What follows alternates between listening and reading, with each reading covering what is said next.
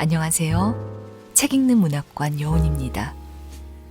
오늘은 신작 에세이 한 편 소개해 드리려고 합니다. 가난하지 않은 사랑인데요. 놀고 싶지만 불안합니다를 통해 아이처럼 놀고 싶지만 얼떨결에 어른이 되어버린 청춘들을 응원했던 주서연 작가의 신작 에세이입니다. 이기적으로 살아, 너만 생각해 라는 메시지가 더욱 지지를 받고 인기를 얻고 있는 요즘 시대에 읽는 내내 눈이 맑아지고 마음도 함께 정화되는 그런 반가운 글이었죠. 사랑을 선택하면 가난해진다는 편견을 가진 세상을 향해 그녀는 이렇게 이야기하는데요. 나는 선하게 살고 싶다. 내가 나다울 때 부끄럽지 않고 싶다. 모두에게 속마음을 말해도 떳떳해지고 싶다. 마음의 미움보단 사랑이 가득하고 싶다. 내 취향이 조금 더 당당해지고 내가 사랑하는 걸 사랑한다고 밝히고 싶다. 사랑은 결코 가난하지 않다는 믿음. 사랑은 한 개인의 삶을 구하기도 한다는 믿음. 그 작고 견고한 믿음이야말로 현실을 살아가는 우리에게 꼭 필요한 것일지도 모릅니다. 주서연 작가의 가난하지 않은 사랑, 여운의 목소리로 잠시 들어보시죠. 구독과 좋아요, 알림 설정으로 함께 해주세요.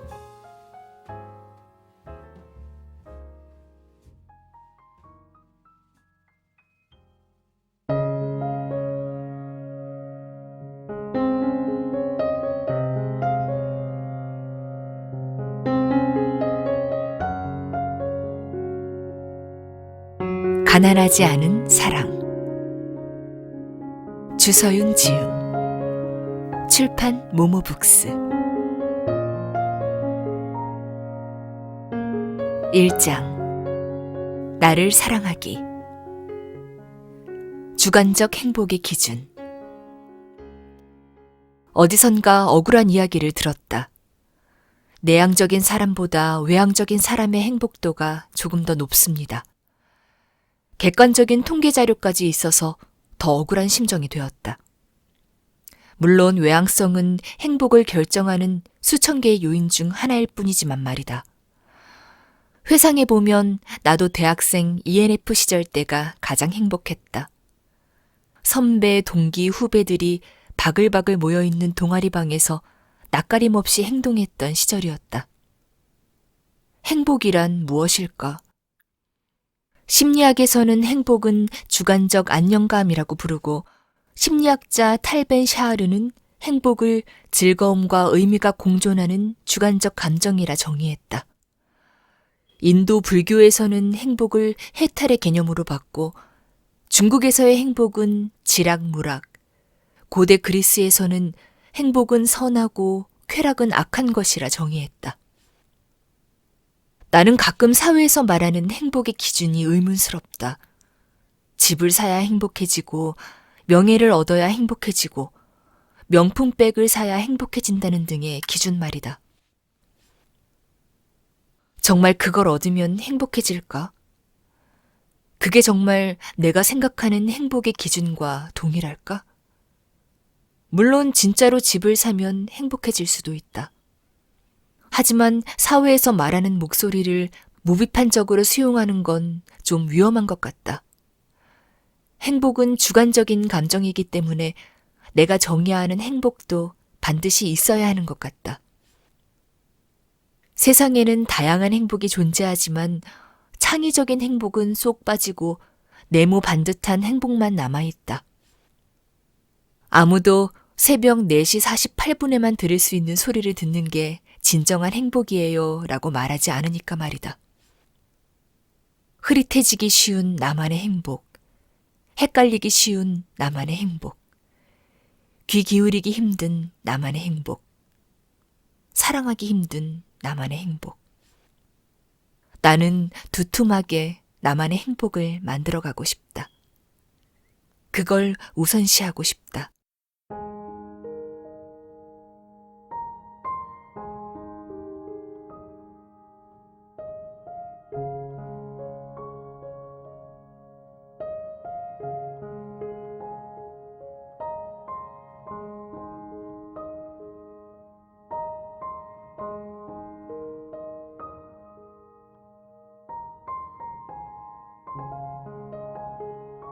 당당한 취향들.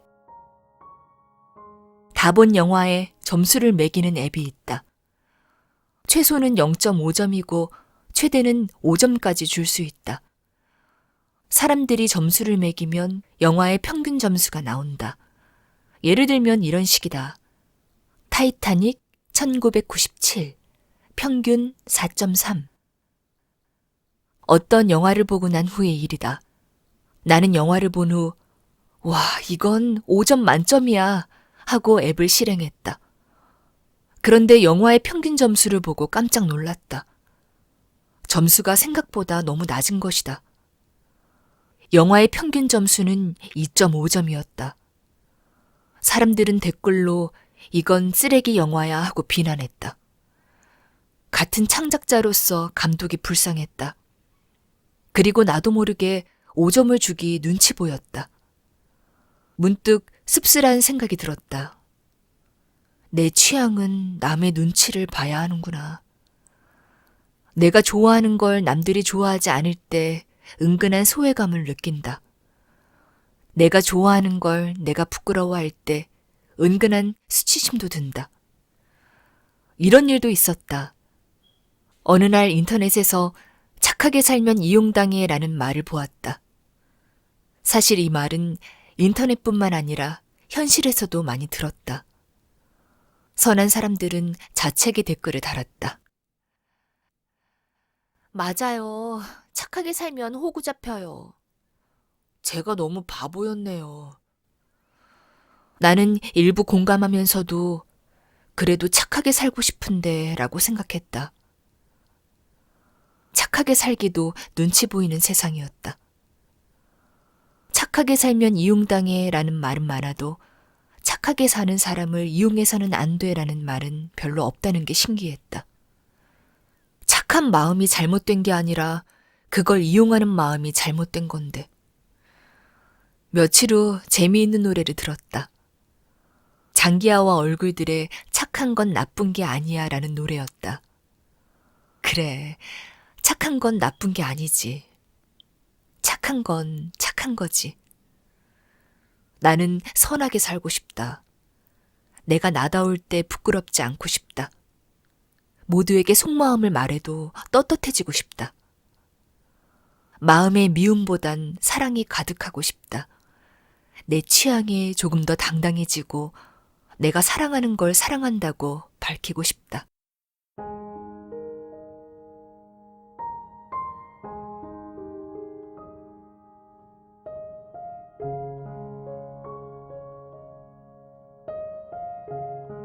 먼지 같은 열등감. 집에서 청소를 한 적이 있다. 먼지는 소파, 냉장고, 침대 밑에 많았다. 이 많은 먼지는 다 어디서 오는 걸까?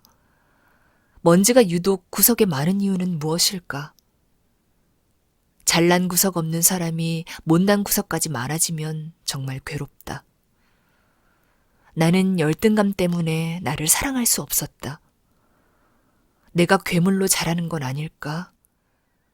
못난 어른으로 자라 죽을 때까지 못난 상태일까봐 걱정이었다. 내 방으로 돌아와 침대 밑을 닦았다. 역시나 보이지 않는 먼지가 가득 쌓여 있었다. 먼지를 닦으며 먼지처럼 쓸모없는 게 또 있을까라는 생각을 했다. 세상에는 먼지처럼 쓸모없는 게 많았고 나에겐 열등감이 그랬다. 책 미움받을 용기 내용의 일부이다.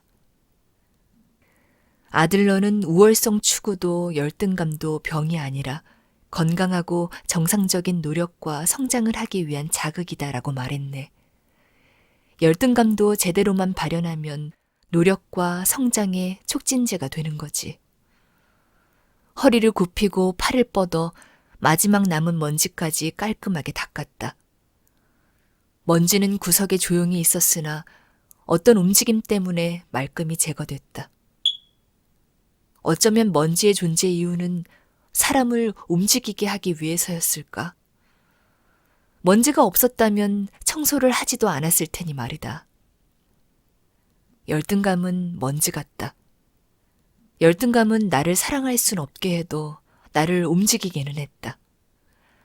열등감 때문에 부지런할 수 있었고 그것만으로도 나를 사랑할 이유는 어느 정도는 성립됐다.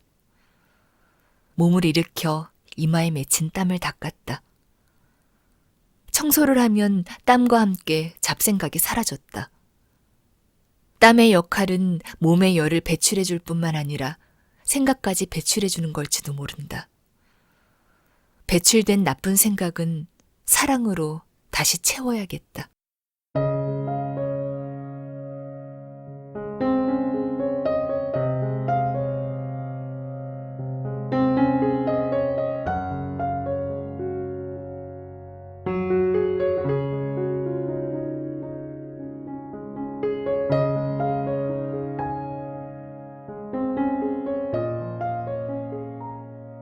나를 구성하는 기억들. 피곤한 아침 줄을 서고 지하철을 기다렸다. 춥다고 생각했는데 손으로는 부채질을 하고 있었다. 뇌가 정상적으로 작동하지 않는다는 증거였다. 회사에 출근한 지 며칠 만에 얼굴은 폭삭 사갔다.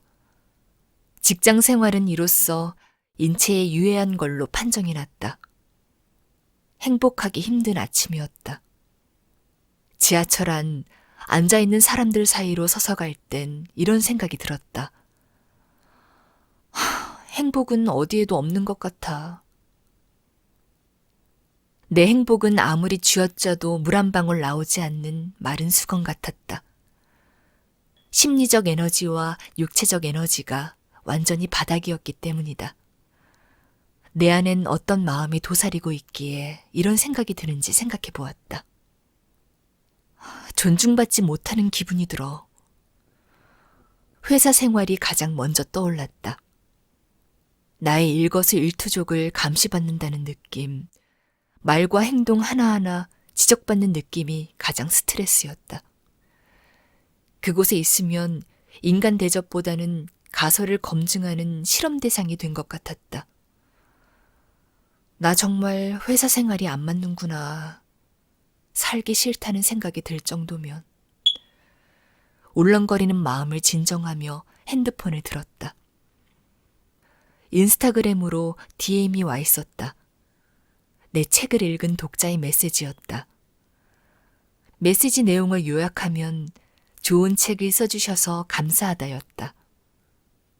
책이 막 나왔을 땐 이런 메시지를 자주 받았지만 최근에는 오래간만에 받은 메시지였다.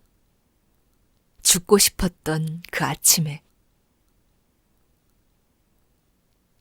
그 순간 신기한 일이 일어났다. 메시지 하나로 어떤 생명력을 얻은 것이다. 정말 신기하게도 죽었던 마음이 순식간에 살아나는 기분이 들었다. 정말 즉각적으로 말이다. 어느 정도였냐면 어떤 호르몬의 영향마저 느껴질 정도였다. 세로토닌인지 도파민인지는 모르겠으나 어쨌든 힘이라는 게 생긴 건 확실했다. 그 따뜻한 메시지 하나에, 그 텍스트 하나에 말이다. 어째서일까? 단지 글씨일 뿐인데 왜 마음에 생명력이 깃든 걸까? 문득 그런 생각이 들었다. 나를 좋아해주는 사람을 기억하면 삶을 살아갈 힘도 생기는구나, 라고. 친구 중에 선물해주는 걸 좋아하고 감정이 얼굴에 드러나는 투명한 산타클로스가 있다. 투명한 산타클로스는 나의 단짝이자 10년 넘은 친구로 선물해주는 걸 좋아하고 감정의 진폭이 크며 아이유를 좋아한다. 이 아이는 언어로 마음을 표현하는 걸 조금 부끄러워한다. 그래서 가끔 뜬금없이 선물을 해주곤 한다. 그 표현이 투박하지만 거짓이 없고 투명하다. 내 인생에 힘든 시기가 몇 번 있었다. 그때 나는 인간 혐오를 온몸으로 느꼈다. 사람이 너무너무 싫었고 사람에게 기대는 법 자체를 몰랐다. 그때 투명한 산타클로스가 갑자기 집으로 찾아와 토이스토리 피규어를 선물해 주었다. 선물은 생일이나 기념일에만 받는 매우 특별한 것이라 생각했다. 그런데 투명한 산타클로스는 아무 날도 아닌데 그냥 선물을 주고 갔다. 그게 그 아이의 표현 방식이었다. 그 이후로 나는 선물에 대한 관념이 조금 바뀌었다. 인간관계에서 인색하게 굴었던 자신이 조금 부끄럽기도 하고 아무튼 이상한 감정이 들었다. 이후로 나는 투명한 산타클로스를 조금씩 모방하기 시작했다. 걔가 하는 것처럼 나도 누군가에게 아무 날도 아닌 날에 작은 선물 따위를 줘보는 것이다. 처음에는 어색했지만 생각보다 베푸는 기쁨이란 게 있었다. 상대방이 행복해하면 나도 행복해지는 기쁨. 이타성이 전제된 기쁨 말이다. 나라는 인간은 관계에서 얻은 기억의 총합으로 구성된 듯했다. 타인과 행복을 나눈 기억, 타인에게 위로를 받은 기억, 그런 기억 따위가 내 인격을 구성한다는 생각이 문득 들었다.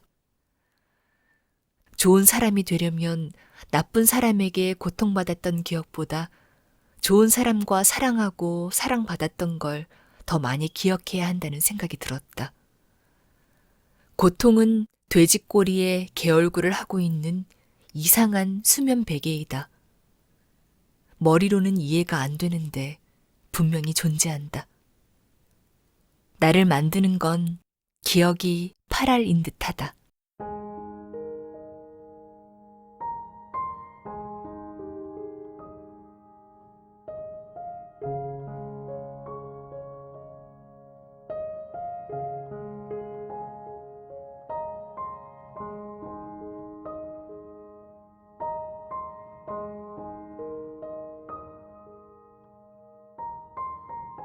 일상을 사랑하기. 일상을 잘 산다는 것. 일상이 색채 없는 회색 사진 같을 때가 있다.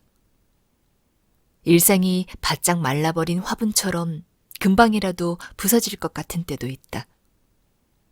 나에게 그런 날이 왔을 때 나는 일상을 잘 사는 사람들이 부러웠다. 일상은 국어사전에 날마다 반복되는 생활이라는 뜻으로 등재되어 있다. 인간은 밥을 먹고 일을 하고 잠을 자고 일이 없을 때는 허송세월을 보내고 밥을 먹고 잠을 자는 게 기본이다. 그러나 어떤 사람에게는 밥을 먹는 것도 일이고 일을 하는 것도 일이고 잠을 자는 것도 일이 된다. 이 기본적인 삶이 벅차고 일이 될 때 사람들은 일상이 무너졌다고 표현한다. 그래서 일상이 무너진 사람에게 밖에 나가서 산책을 해, 햇빛을 봐, 운동을 해라는 말은 불필요한 조언 같다. 식사를 하는 것도 힘이 들고 잠을 자는 것도 힘이 든 사람에게 그보다 더 동적인 활동을 제안하는 건 아무리 봐도 이치에 맞지 않으니 말이다. 고민 많던 여름밤이었다. 이력서를 내도 회사에서는 아무런 연락도 없고 아르바이트도 구해지지 않았던 시절이었다. 이불을 뒤척이며 눈이 아플 때까지 핸드폰을 보다가 눈을 감았다. 새벽 4시 이후의 공기는 매우 일정하고 고요하게 흘러갔다. 밤의 움직임은 높낮이가 끊임없이 움직이는 낮과는 다른 리듬이었다. 밤이 되면 여러 명의 목소리가 들렸다. 이대로 살아도 괜찮아? 그때 왜 그랬어? 한심해. 겨우 그런 선택밖에 못하니까 이렇게 불행하지. 불행해지고 싶지 않아. 하지만 사실인걸. 나도 조금은 괜찮은 구석이 있어. 정말 그렇게 생각해? 가진 게 뭐가 있어? 편히 잠들고 싶어. 모두가 너를 속으로 무시해. 난 내가 너무 한심해. 이러다 외롭게 죽을 거야. 결국엔 혼자가 될 거야. 쓸쓸하고 두려워질 거야. 불안은 뿌리에서 올라오는 지진 같았다. 지진은 내면을 파괴했고 다짐을 무너뜨렸다.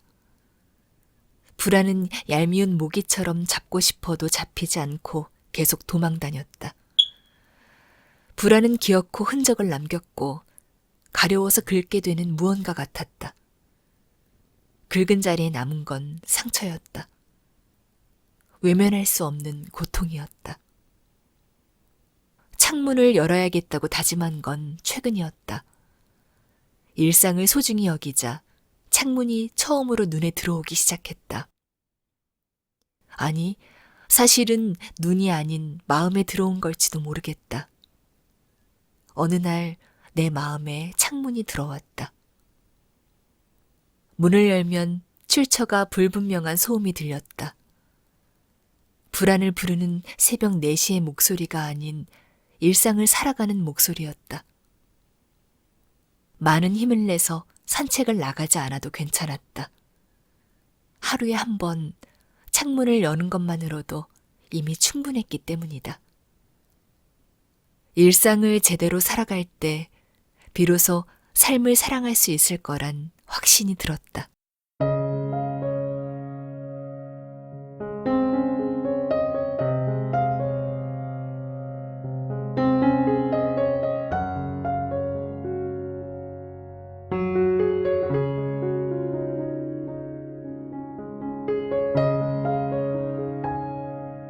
좋은 여행에 대하여. 사람들은 일상에서 탈출하고 싶을 때 여행 가고 싶다라고 말한다. 여행은 언제 어디를 갈 때 가장 의미 있을까? 여행은 누구랑 가느냐가 제일 중요한 것 같다. 아무리 좋은 곳을 좋은 타이밍에 가도 같이 가는 사람과 트러블이 생기면 즐겁지 않기 때문이다. 여행은 즐기러 가는 것이기도 하지만 팀플레이를 하러 가는 것 같기도 하다. 그런 의미로 혼자 가는 여행도 꽤 매력적인 것 같다. 몇 년 전 겨울 난생 처음으로 혼자 창원 여행을 간 적이 있다. 창원에서 꼭 보고 싶었던 콘서트를 했기 때문이다. 처음에는 모든 게 무서웠다. 기차를 잘못 탈까봐, 핸드폰을 잃어버릴까봐, 가방을 도둑맞을까봐, 납치를 당할까봐, 숙소를 못 찾을까봐 등. 기차에서 내린 후 역 근처에서 콩나물국밥을 먹었다. 그리고 공연 시작 1시간 전 카페에서 힐링을 하고 공연을 보았다. 여기까지는 정말 행복했다. 진심으로. 그런데 문제는 그 다음부터였다. 겨울이라 해가 너무 빨리 떨어지는 것이다. 숙소로 가야 되나 싶었지만 계획한 호수를 보기로 했다. 호수로 가자 노을이 보였고 정말 예쁜 풍경이었는데 한편으로는 불안했다. 밤에 혼자 길거리에 있는 걸 별로 좋아하지 않기 때문이다. 가끔 그런 악몽을 꾼다. 어두운 광장에 혼자 남겨지는 꿈. 나는 밤거리를 다른 사람들보다 더 무서워한다. 누군가와 같이 있을 땐 그나마 괜찮지만 혼자 있을 땐 정상 범주를 넘어선 공포를 느낀다. 저녁밥도 먹어야 하는데 혼자 낯선 곳에 왔다는 게 갑자기 조금 무서웠다. 그냥 집에 갈까? 고민이 들었다. 아니야. 여기까지 왔는데. 계획한 횟집에 가기 위해 용기를 내서 택시를 탔다. 빛 한 점 없는 고속도로를 달리며 나는 즐거움이 아닌 공포를 느꼈다. 가는 길마다 너무 외지고 어두웠기 때문이다. 혹시 아저씨가 납치범이면 어떡하지? 혹시 이 사람이 이상한 곳으로 데려가면 어떡하지? 택시에 내려 횟집에 도착했다. 다행히 아저씨는 납치범이 아니었다. 나는 가게에 들어가 방어회를 주문했다. 내 옆엔 커플이 앉아 있었으므로 계획에 없던 소주도 시켰다. 혼자 앉아 있으니 어쩐지 처량한 느낌이 들면서 한편으로는 엄청 독립적이고 씩씩한 여자가 된 것 같았다. 방어회는 서울에서 먹었던 것과는 차원이 다르게 맛있었다. 와, 회라고 해서 다 같은 맛이 아니구나. 소소한 행복을 느끼며 문득 그런 생각이 들었다. 나쁜 건 좋은 걸 더 좋게 느끼게 하는구나. 숙소에 갈 땐 버스를 타고 갔다. 버스는 고속도로를 달리지 않아서 좋았다. 고속도로를 달리면 어쩐지 쓸쓸하고 공허한 기분이 들지만 버스를 타면 건물도 보이고 나무도 보이고 사람도 보여서 괜히 안심이 됐다. 팀플레이가 하기 싫어서 혼자 여행 온 건데 나는 그 속에서 또 사람을 찾고 있었다. 겨울이 되면 그때의 여행이 가끔 생각난다. 어쩌면 재밌는 여행보다 기억에 남는 여행이 더 좋은 여행이라는 생각도 든다. 지루한 일상을 버티게 하는 건 그런 기억일지도 모른다. 다음에는 사랑하는 사람과 가고 싶다.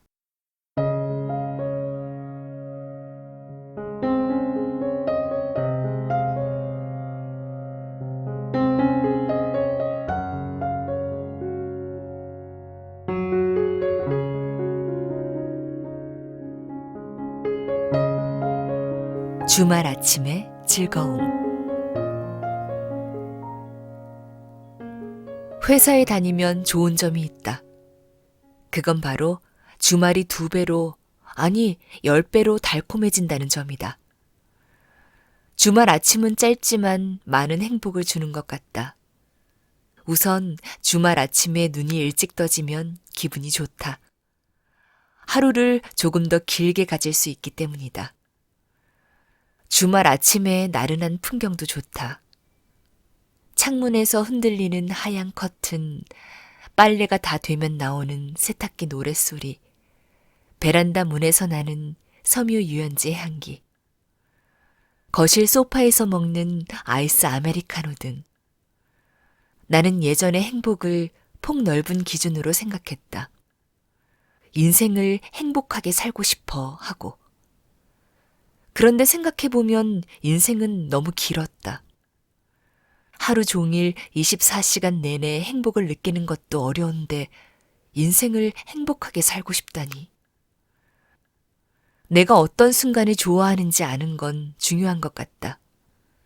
예를 들어 어떤 사람은 금요일의 퇴근길을, 어떤 사람은 새벽 아침을, 어떤 사람은 오후 낮잠 시간을 좋아하듯이 하루 중 내가 제일 좋아하는 시간은 분명히 있을 것이다. 행복은 순간과 닮아 있다. 순간을 놓치지 않는다는 건 행복을 놓치지 않는다는 말과 동의어이다. 예전 일기장에 이런 문구가 적혀 있었다. 행복한 삶이 아닌 행복한 순간들에 집중하자. 불행에 민감한 것보다 행복에 민감한 게 훨씬 어려운 일일지도 모른다. 행복 센서를 조금 더 민감하게 작동해 봐야겠다. 일상에 묻어있는 사랑을 발견하기 위해.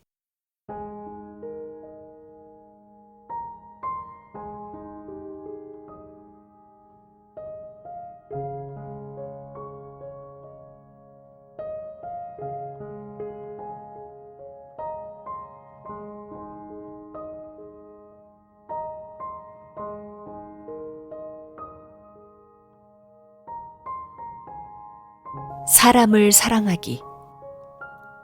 순수한 온기. 캠퍼스 낭만을 기대하며 대학교에 입학했다. 연애를 하고 싶었기 때문이다. 하지만 기대는 언제나 배신과 한패였다.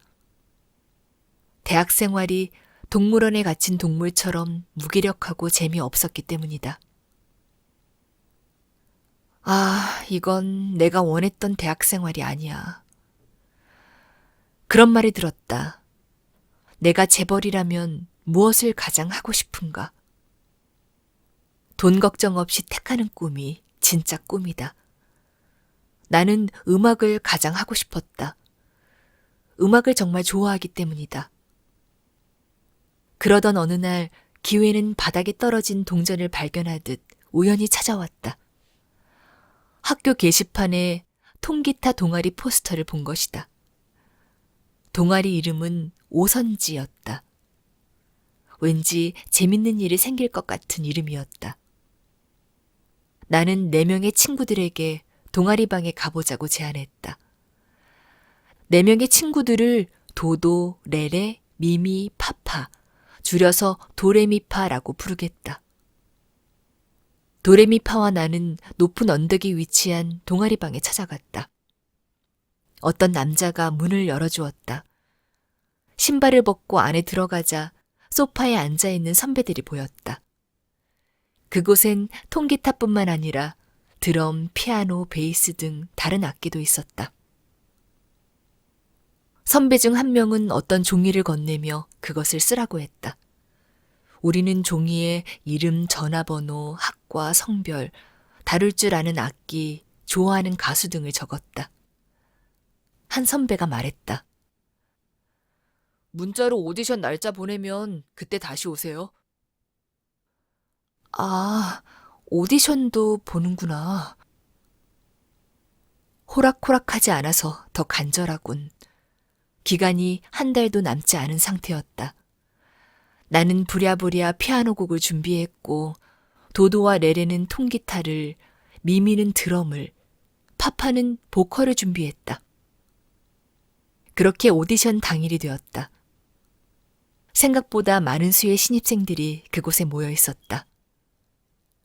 예상치 못한 상황을 접하니 긴장이 급상승되었다. 내 차례가 되었다. 수많은 신입생들과 소파에 앉아있는 선배들을 바라보며 키보드 의자에 앉았다. 의자가 삐걱거렸다. 삐걱거리는 소리가 너무 크게 들렸다. 적막한 공기가 주는 두려움에 압도되었다. 압도적인 적막은 호통보다 더 큰 두려움을 주었다. 왜 하필 빠른 피아노 곡을 준비했을까? 그런 종류의 곡은 긴장하면 손이 엉킬 수 있는 곡이었다. 피아노 건반 위에 손을 올렸다. 연주가 시작됐다. 시작하자마자 손바닥이 축축해졌다.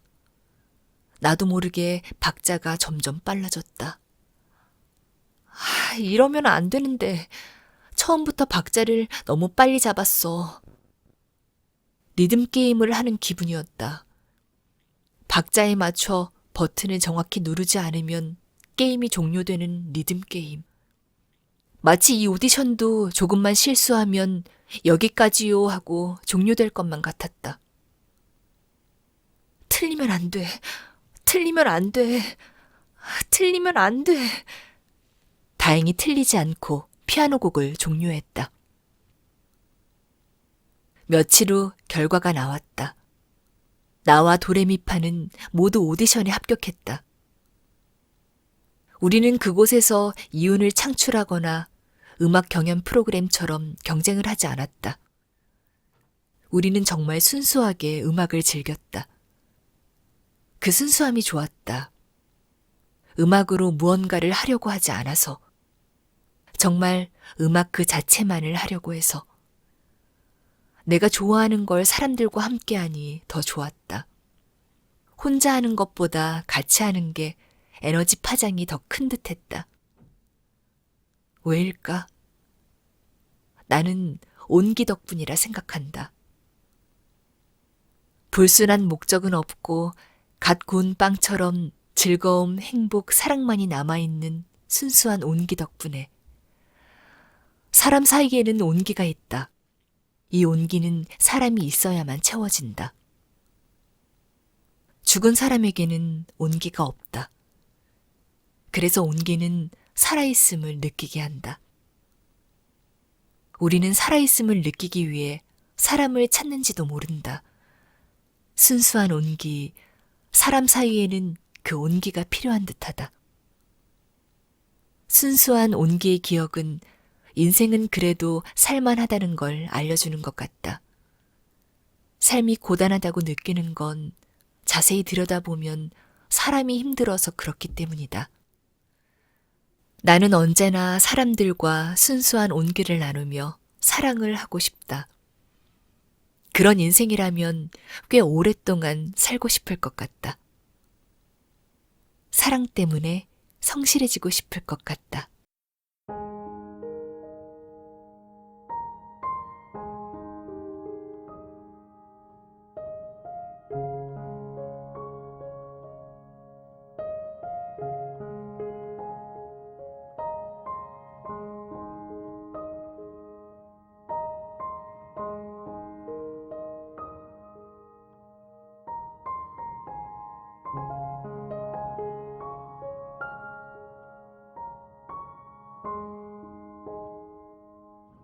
사랑스러운 지구인간. 같은 파랑이라 해서 똑같은 바다가 아니듯, 같은 파랑이라 해서 똑같은 하늘이 아니듯, 같은 색을 지녔다 해도 하늘과 바다가 다르듯, 너와 나는 다르고 너도 나와 다르고, 하늘과 바다처럼 같은 모습의 다른 사람들, 다른 모습의 같은 사람들.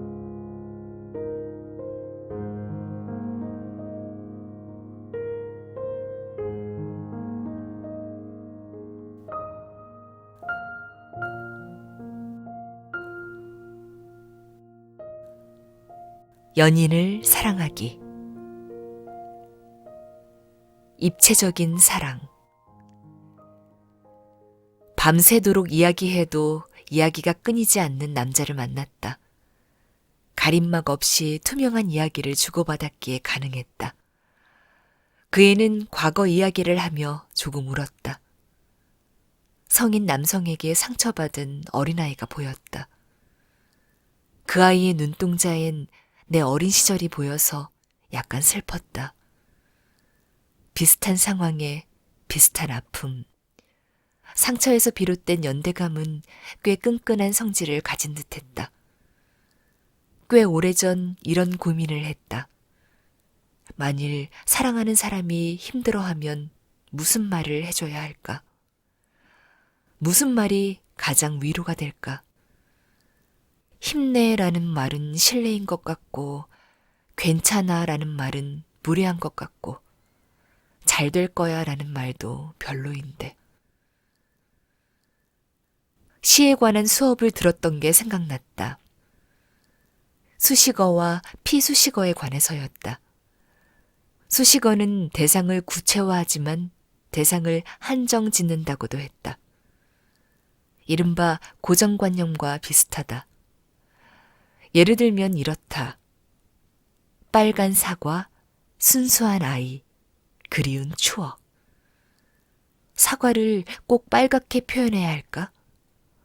아이를 꼭 순수하게 표현해야 할까? 추억을 꼭 그립게 표현해야 할까? 선생님 말, 시는 대상의 고정된 이미지를 깨고 끊임없이 다른 면을 발견하는 작업이라 했다. 빨간 사과가 아니라 지그재그 사과, 순수한 아이가 아니라 흰 수염을 가진 아이, 그리운 추억이 아니라 거짓말 같은 추억으로 규정 지어보는 것이다. 문득 시가 사랑과 비슷하다는 생각이 들었다. 좋아하는 건 빨간 사과처럼 보고 싶은 면만 보는 것이고, 사랑하는 건 대상을 입체적으로 바라보고 그것을 허용하는 것이다. 빨간 사과를 지그재그 사과라고 허용하는 것처럼. 시 수업이 떠오르자 힘들어하는 사람에게 어떤 말을 해야 할지 생각났다. 사랑해. 그래, 사랑해가 좋겠어. 나는 너의 그런 모습도 사랑해. 어린아이 같은 너, 우는 너, 화내는 너, 엉뚱한 너, 바보 같은 너, 냉정한 너, 연락 없는 너, 너의 입체적인 면을 사랑해. 나는 그 애를 꼭 안으며 말했다. 말해줘서 고마워. 사랑해. 등을 토닥이자 그 애는 아주 많이 울었다. 나는 사랑에 서툰 인간이라 슴슴한 위로밖에 할 줄 몰랐다.